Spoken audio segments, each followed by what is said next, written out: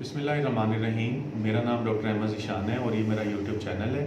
यहाँ पे मैं छाती के अमराज़ के हवाले से डिफरेंट तरह की वीडियोस वगैरह अपलोड करता हूँ और जो भी आपके क्वेश्चंस वगैरह भी होते हैं उनको भी आंसर देने की कोशिश करता हूँ। तो आज की जो मेरी वीडियो है वो ये है कि एक पेशेंट ने पूछा था अपने दमे के ट्रीटमेंट के बारे में कि मैं जब भी इन्हेलर वगैरह यूज़ करता हूँ और जब भी मैं उसको छोड़ता हूँ तो एक तो मुझे दोबारा से उसका अटैक हो जाता है, लेकिन बाज़ औक़ात ये होता है कि मैं जो रूटीन में इन्हेलर यूज़ कर रहा हूँ उसका प्रॉपरली मुझ पर उस तरह से असर नहीं हो रहा। तो इसके बारे में मुझे कुछ बताएं कि मुझे इन्हेलर कौन सा यूज़ करना चाहिए, कितनी मिकदार में यूज़ करना चाहिए और उसकी अफादियत कितनी है।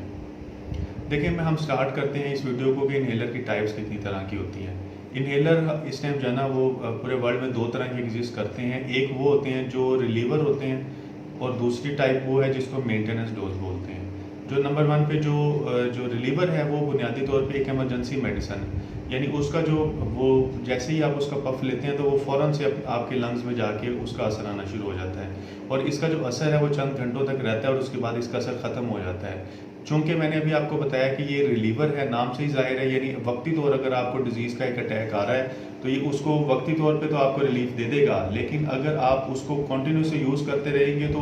अनलकीली जो डिज़ीज़ प्रोसेस है, जो अंडरलाइंग लंग्स के अंदर चल रहा है वो बढ़ता जाएगा और एक टाइम ये आएगा कि ये इन्हेलर भी आपको असर करना छोड़ देगा। तो इसलिए इसको इन्हेलर को आपने जब भी यूज़ करना है वो तब यूज़ करना है जब आपको कोई ना कोई इमरजेंसी पड़ गई है। इसके लिए तो आमतौर पे हम ये कहते हैं कि जो आपका जो रिलीवर इन्हेलर है वो पेशेंट की पॉकेट में होना चाहिए और वो रूटीन वाइज जो भी काम कर रहे हैं अगर उन्हें लगे कि उनका सांस खराब हो रहा है तो फ़ौरन से इसका एक वो पफ यूज़ कर सकते हैं।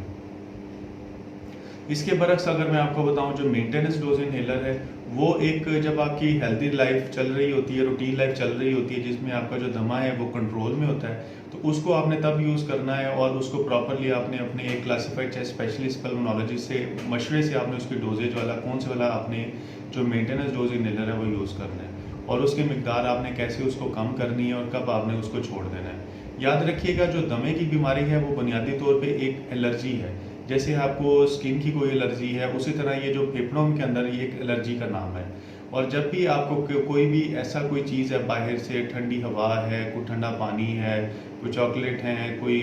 कॉकरोच वगैरह है, या घर के अंदर जब आप सर्दियां जैसे भी आने वाली हैं कपड़े वगैरह निकालते हैं तो उसमें से जो डस्ट वगैरह निकलती है, कारपेट की जो डस्ट है और मौसम बहार के अंदर जो पोलेंस का एक्सचेंज होता है तो उसके अंदर वो एक किस्म को बुनियादी तौर पे जब आपकी बॉडी के अंदर वो इनहेल होता है तो बॉडी के अंदर एक वो इम्यून सिस्टम को वो जैसे ही हमारे क़ुव्वत मुदाफ़ियत को वो एक्टिव करता है तो उसके ज़रिए में एक रिएक्शन आता है और वो रिएक्शन बॉडी जो है ना वो इन्फ्लेमेशन की फॉर्म में देती है। तो जैसे ही वो लंग्स के अंदर सोजिश होती है तो आपको सांस का मसला होना शुरू हो जाता है। तो इसलिए आपको कोशिश ये करनी है कि आपने जो मेंटेनेंस डोज इन्हेलर है वो भी आपने यूज़ करना है और जो रिलीवर वाला है वो भी आपने अपने पास रखना है। यहाँ पे मैं आपको बताता चलूँ, आजकल मार्केट में काफ़ी ज़्यादा जो इन्हेलर कॉमनली अवेलेबल हैं और जो पेशेंट यूज़ भी कर रहे हैं उनमें नंबर 1 के ऊपर वेंटोलिन है जो कि बहुत कॉमन है, दूसरे नंबर पे साल्वो है, इंस्पिरोल है और एक और भी बड़ा कॉमन सा इन्हेलर है ज़ेल्टाइड इन्हेलर। इन इन्हेलर्स के बारे में एक चीज़ तो ये है कि ये काफ़ी सस्ते हैं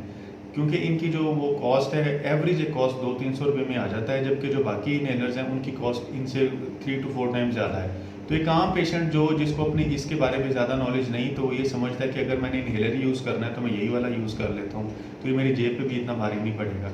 लेकिन अनलकीली वो ये इन्हेलर यूज़ कर रहे होते हैं और उनको जो अंडरलाइंग जो उनके अंदर डिजीज़ प्रोसेस है वो चल रहा होता है और वो हर आने वाले दिन के साथ कॉम्प्लिकेट होता जाता है, हत्ता कि एक दिन ये आता है कि इन इन्हेलर्स के ख़िलाफ़ हमारी बॉडी के अंदर रेजिस्टेंस आ जाती है और इनका असर जो है ना जो एक प्रॉपर इनका जो एक अफादियत है वो नहीं हो पाती। तो इनको हमें चाहिए कि हम तभी यूज़ करें जब हमें डॉक्टर रिकमेंड करे और दूसरा ये कि हमें जो मेंटेनेंस डोज इन्हेलर हैं जो कि अलग से मिलते हैं उनको अपने पल्मोनोलॉजिस्ट से आप रिकमेंड करवाएं, डेली जो आपकी लाइफ है उसमें उसको यूज़ करें, उसकी डोज आपने कितनी लेनी है, कब आपने उसको कम करना है, वो आप अपने पल्मोनोलॉजिस्ट से डिस्कशन के बाद ही उसको आपने कम करना है। इसके अलावा छाती के हवाले से और भी अगर आपका कोई सवाल है, किसी की भी किस्म का या बॉडी में कोई भी आपको मेडिकल से रिलेटेड सवाल पूछना है तो लाजमी कमेंट सेक्शन में मेरे से पूछें और अगर आपको वीडियो अच्छी लगी तो चैनल को सब्सक्राइब ज़रूर कीजिएगा। Doctor Ahmad Zeeshan signing off. अल्लाह हाफिज़।